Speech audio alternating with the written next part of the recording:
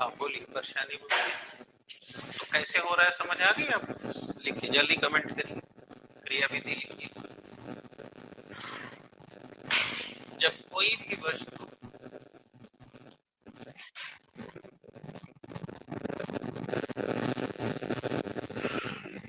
कोई भी वस्तु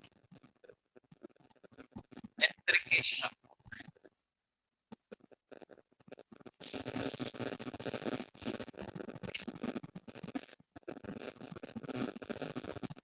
नेत्र के सम्मुख रखी जाती है अथवा नेत्र उसके सम्मुख आता है,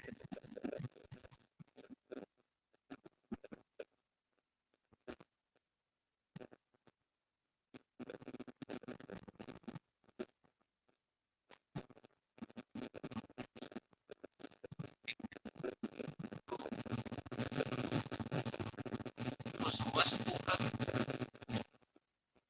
प्रतिबिंब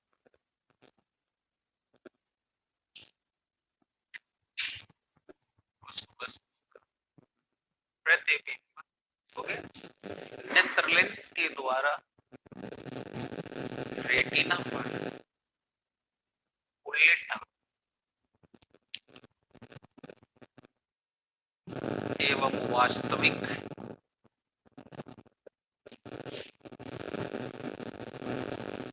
उल्लेखा एवं वास्तविक बनाया जाता है।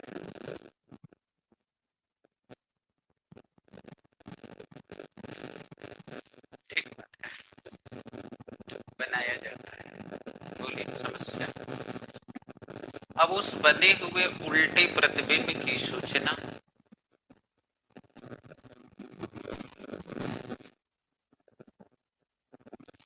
दृष्टि नाड़ियों के द्वारा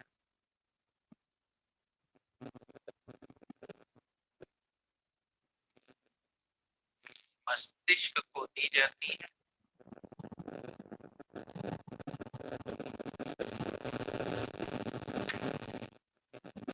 और मस्तिष्क उसे सीधा बनाकर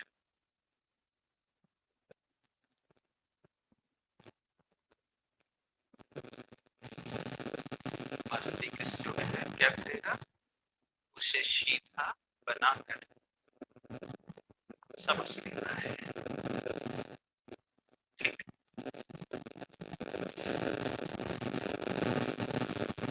अब क्लियर हो गया ना? तो सीधा बनाकर समझ लेगा, और समझ लेगा तो इसका मतलब अब वो वस्तु दिखाई दे रही है, तो यही हमारे नेत्र की क्रिया प्रणाली है। अब कोई समस्या? अब आइए आगे, अब बात करेंगे आंख की सामंजन क्षमता क्या है।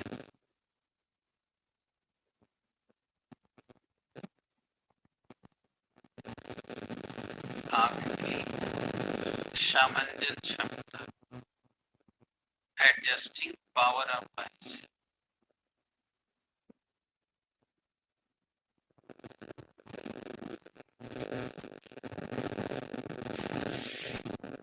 आंख की सामंजन क्षमता, देखो आप जरा सा विचार करो, आप अभी लेंसों से, विशेषकर उत्तल लेंस से बनने वाले प्रतिबिंब को पढ़ के आए हो कि नहीं पढ़े? क्या देखे थे? जब वस्तु एफ प्रकाशिक केंद्र और फोकस के बीच कहीं रखे थे तो आभासी प्रतिबिंब और वस्तु की ही ओर बना था। जब फोकस पे रखे तो अनंत पे चला गया, एफ 2f पे रख दिए तो 2f के पीछे चला गया, 2f पे रखे तो 2f पे आ गया, 2f के पीछे रखे तो f 2f के बीच आ गया, और जब अनंत पे रखे तो फोकस है ना। यानी आप इस आंकड़े से ये देख रहे हो कि जब लेंस के सामने वस्तु की दूरियां बदली जा रही हैं तो प्रतिबिंब भी बदल रहा है। और हम यहाँ क्या बात कर रहे हैं, प्रतिबिंब हमें तब दिखाई देगा जब वो नेत्र रेटिना पर बनाए, जब नेत्र उसका प्रतिबिंब रेटिना पर बनाए। तो बोलो आंख से रेटिना की दूरी तो एकदम निश्चित, और यहां देख रहे हो कि अगर लेंस स्थिर रख रहे हैं तो प्रतिबिंब एक जगह नहीं बन रहा है, तो हम भी जब वस्तु देखते हैं तो क्या खाली एक ही जगह की देखते हैं? हम अगर देख रहे हैं तो पहले बेंच के भी बच्चे को देख रहे हैं और लास्ट बेंच को भी देख रहे हैं और हमें सब दिख रहा है। तो ऐसा तभी न संभव होगा जब हर वस्तु चाहे कहीं भी रखी हो, प्रतिबिंब उसका रेटिना पर ही गिरे, तभी ऐसा संभव है। और ऐसा लेंस को एक जगह स्थिर रख के तो संभव नहीं हो सकता, क्योंकि लेंस एक जगह स्थिर रख दिए हैं तो प्रतिबिंब भिन्न भिन्न गिर रहा है। इसका मतलब ये हुआ कि जब प्रतिबिंब एक ही जगह बनना चाहिए तो ये तभी संभव है जब लेंस भी एक जगह न रहे, वो बार बार अपनी पोजीशन बदलता रहे। तो अब आप ये काम बताओ, अंगुली डाल के तो नहीं करते ना, ये काम ऑटोमेटिकली होता है, इसकी हमें सूचना भी नहीं होती। और ये काम कौन करता है? शिलेरी मांसपेशी। तो यह जो मांसपेशी है इसी का काम है उस लेंस को आगे या पीछे इस तरह से करना कि प्रतिबिंब हर हाल में, तो नेत्र की यही सामंजन क्षमता कहलाती है। अर्थात अब हम इसको शब्द में बांध दें तो कह सकेंगे कि वस्तु चाहे निकट की हो या दूर की हो, उसका प्रतिबिंब हर हाल में रेटिना पर ही बनना चाहिए। अतः उसका प्रतिबिंब रेटिना पर बनाने के लिए शिलेरी मांसपेशी नेत्र लेंस को आगे या पीछे करके इस तरह समायोजित करती है कि उसका प्रतिबिंब हर हाल में, यही समायोजित करने की क्षमता को नेत्र की सामंजन क्षमता, समझ आ गई? लिख लीजिए। वस्तु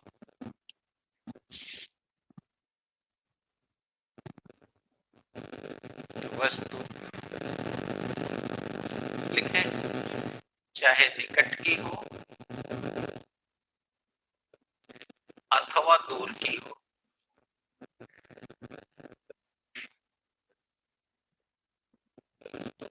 ठीक,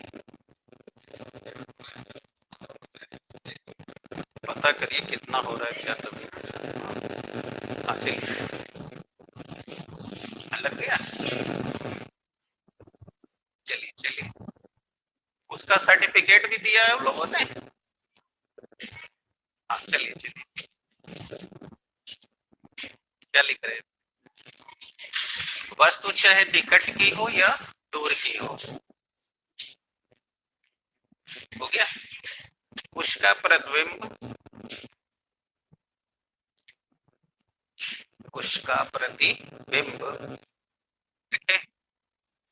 तभी संभव है जब वह रेटिना पर बने। उसका प्रतिबिंब तभी दिखेगा जब वह रेटिना पर बने। अतः आंख की सिलियरी मांसपेशी, सब वीडियो में है, देख लेना, बाद में घबरा कह रहे हो, बाकी सब सुन के लिख लेना इसमें से। हाँ क्या लिख रहे थे? अतः आंख की सिलियरी मांसपेशी नेत्र लेंस को आगे व पीछे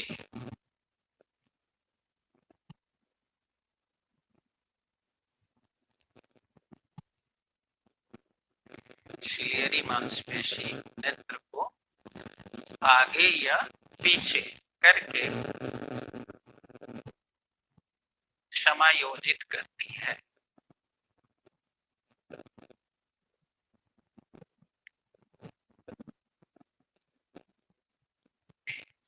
समायोजित ताकि प्रतिबिंब हर हाल में रेटिना पर बने।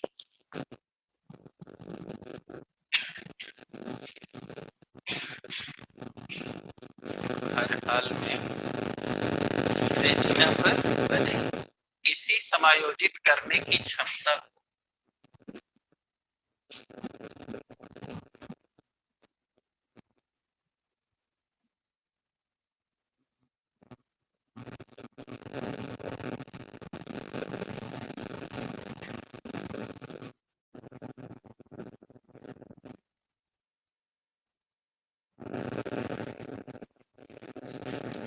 दृष्टि समायोजित करने की क्षमता को आंख की सामंजन क्षमता है। बताओ, क्लियर? अब कोई डाउट है? तो ये थी आंख की सामंजन क्षमता। अब चलो बात कर पता लगाएं नेत्र दोष क्या होता है। नेत्र दोष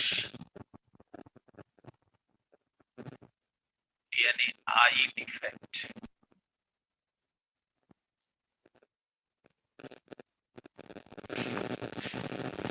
चलिए देखो, अब तो तुम लोग एक बात समझ गए हो कि वस्तु चाहे नेत्र के सामने कहीं भी रखो, उसका प्रतिबिंब जब तक रेटिना पर नहीं गिरेगा वो नहीं दिखेगी। तो अगर किन्हीं कारणों से अगर प्रतिबिंब रेटिना के आगे गिर जाए या रेटिना के, तो बताओ अब उस आदमी को वो वस्तु दिखेगी या नहीं दिखेगी? नहीं दिखेगी तो क्या कहोगे कि इनके आंख में दोष आ गया है, यानी इन्हें दृष्टि दोष हो गया है या नेत्र दोष हो गया है, कहोगे ना? इसका मतलब तो समझ आ गई कि दोष कब आता है। जब किसी भी मनुष्य को उसके आंख की सामने रखी हुई वस्तु न दिखाई दे। तो कब नहीं दिखाई देगी? जब उसका प्रतिबिंब या तो रेटिना के या तो पीछे बन जाए, यानी रेटिना पर न बने। तो इस कमी को नेत्र दोष कहते हैं। ये बात समझ में? जब किसी मनुष्य को उसके नेत्र के सामने रखी हुई वस्तु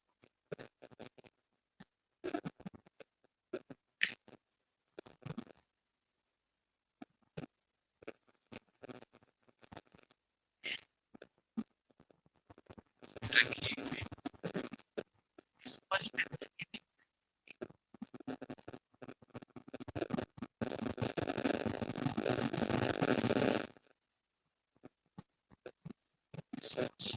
नहीं दिखाई देती, तो इस कमी को नेत्र दोष कहते हैं।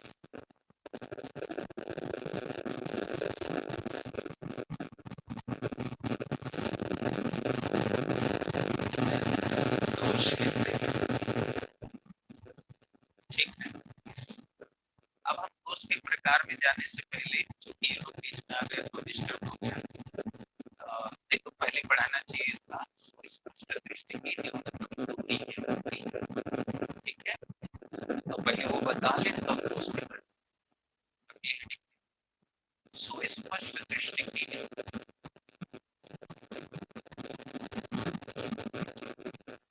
सुस्पष्ट दृष्टि की न्यूनतम दूरी है।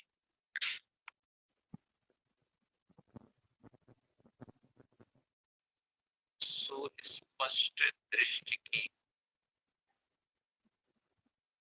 न्यूनतम दूरी क्या मतलब कि वह कम से कम कितनी दूरी होती है जहां वस्तु को रखा जाए तो नेत्र को समायोजन करना एकदम सरल रहता है और कभी भी व्यक्ति को दृष्टि संबंधी दोष नहीं हो सकते। ठीक है, तो अगर कोई वस्तु नेत्र के सामने 24 सेंटीमीटर की दूरी पे रखी गई, कितना? अब उसे आप 25 ही कह दीजिए, राइट है। एक्चुअल में 24 और 25, तो 25 ही सबसे मान लिया जाता है। उसका कारण है कि 2 फीट का डिफरेंस होना चाहिए। माने आप इस तरह से समझ लीजिए, पहले ऐसे समझ लीजिए कि अगर कोई वस्तु नेत्र के सामने 25 सेंटीमीटर की दूरी पे रखी गई है तो उस स्थिति में उसका प्रतिबिंब एकदम स्पष्ट रूप से नेत्र पर बनता है और ऐसी स्थिति में नेत्र संबंधी कोई दोष नहीं होते। जैसे कि आप ऐसे पकड़ लीजिए आप चाहे कुर्सी टेबल पर बैठिए, चाहे पालथी मार के बैठिए, और आप चाहे बड़े हों या लंबाई में छोटे हों, आप पालथी मार के बैठ जाइए तो आपके आंख से वो पालथी पर रखी हुई कॉपी की दूरी आपको 25 सेंटीमीटर ही मिलेगी। अंडरस्टूड? अब जैसे बेंच टेबल है, तो बेंच 1.5 फुट का बनाते हैं और लिखने वाला 2.5 फीट का। तो जब आप बेंच पर बैठते हैं तो आपके आंख से और जहां कॉपी आके पड़ रही है वो ऑटोमेटिकली 25 है। जैसे अभी भी आप लोग जैसे बैठे हुए हैं, के बीच की दूरी अभी स्केल लेके नापोगे तो 25 ही मिलेगी। लेकिन जब आप कमर तोड़ प्रदर्शन करते हो, जैसे हम कहते हैं ना, तो आप जब सीधा न बैठ के कमर तोड़ लेते हो तो बोलो वो 25 से कम हो गई। और जब कम हो गई तो दूरी कम हो जाने पर अब शिलेरी मसल पर लोड पड़ गया। जैसे उस दिन प्रैक्टिकल करा रहे थे कि अंगुली को धीरे धीरे धीरे धीरे आंख के पास ले आओ, तो देखना तनाव शुरू हो जाएगा आंख में, है ना। यानी अब आपकी दूरी जो है स्पष्ट दृष्टि की न्यूनतम दूरी से कम हो रही है। तो आपकी मांसपेशी जो सिलेरी है, अब उसका ये दायित्व है, क्योंकि वो ऑटोनॉमस सिस्टम है, अब वो लगेगी आंख नेत्र लेंस को सिकोड़ करके इस पोजीशन में ले जाने कि उसका प्रतिबिंब रेटिना पर ही बनी रहे। और तब जब आप वो ऐसा करेगी तो मसल्स में तनाव होगा, फिर आपको आंख में दर्द शुरू हो जाता है, और फिर अगर यही आप लगातार करते रह जाते हैं तो आपको नेत्र संबंधी दोष होना शुरू हो जाते हैं। तो इसलिए आप देखोगे तो बहुत से बच्चों को छोटी ही उम्र में चश्मे लग जाते हैं, किसी को थोड़ा और अधिक उम्र में, और किसी को देखोगे तो वृद्धावस्था तक भी चश्मे नहीं लगते। तो ये जो चश्मा लगने का कारण है, कहीं ना कहीं उन्होंने अपने वस्तु को देखने पढ़ने में कहीं ना कहीं क्या किया, उन्होंने गलती की है, तब ये दोष जनरेट हुआ है। समझ आ गई आपको कि अभी दिक्कत हो रही है? तब जान गए स्पष्ट दृष्टि की न्यूनतम दूरी क्या है। तो स्पष्ट दृष्टि की न्यूनतम दूरी वह दूरी है जहां कोई वस्तु को रख देने पर रेटिना पर उसका सुस्पष्ट प्रतिबिंब दिखाई देता है, उसे हम स्पष्ट दृष्टि की न्यूनतम दूरी कहते हैं, और ये दूरी होती है 25 सेंटीमीटर। अगर इससे कम या इससे ज्यादा है तब दोष शुरू हो जाता है। क्लियर हो गई? लिख लीजिए, स्पष्ट दृष्टि की न्यूनतम दूरी वह दूरी है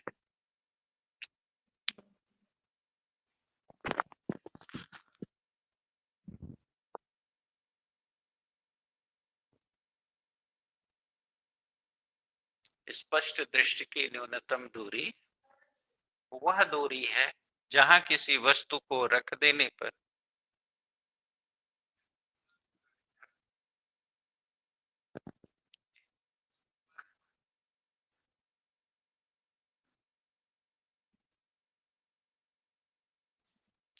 कल वाले में 300 बचेगा। हाँ, ऐसे बाइक तो लाए नहीं होंगे, तो आराम से लेके जाइएगा और वहां पहुंचा के हेलमेट ले जाना होगा तो ले जाएगा, नहीं तो रख दीजिए। चले, क्या बोल रहे थे? रख देने पर उसका प्रतिबिंब स्पष्ट रूप से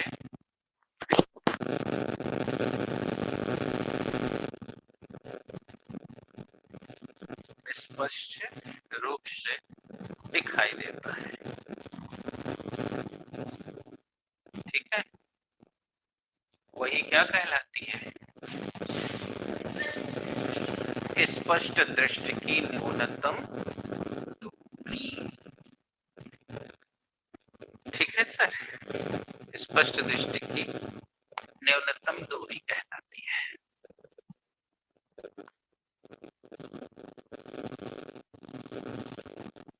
और बताइए कितनी होती है? लिख लीजिए, यह 25 सेंटीमीटर होती है और इस दूरी को हम लोग ना कैपिटल डी से शो करेंगे।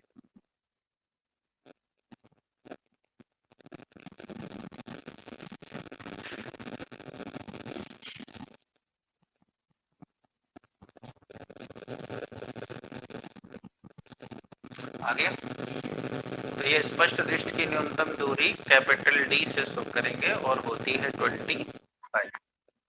आपको इतना क्लियर? तो बेटा ये आपने हमें समझा दिया स्पष्ट दृष्टि की न्यूनतम दूरी। अब हम उस दोष में आ जाए, तो दृष्टि दोष के प्रकार।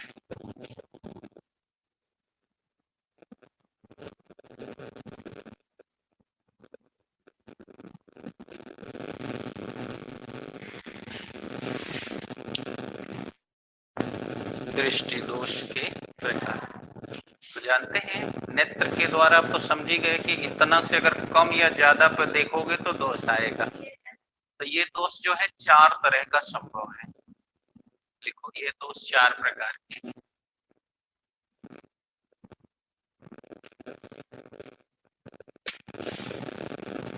कितने प्रकार के? 4 प्रकार के हैं। कौन कौन? पहला निकट दृष्टि दोष,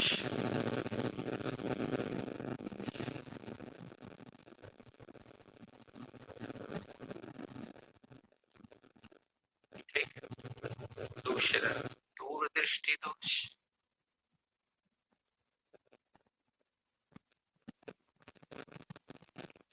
तीसरा जरा दृष्टि दोष,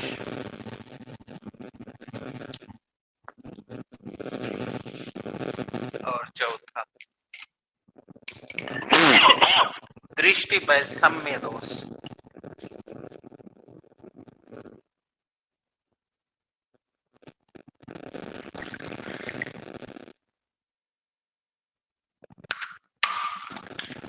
हो गया?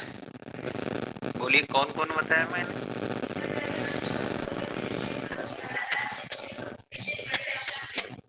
अब आइए एक एक करके। नहीं, निकट दृष्टि दोष, ठीक बात है।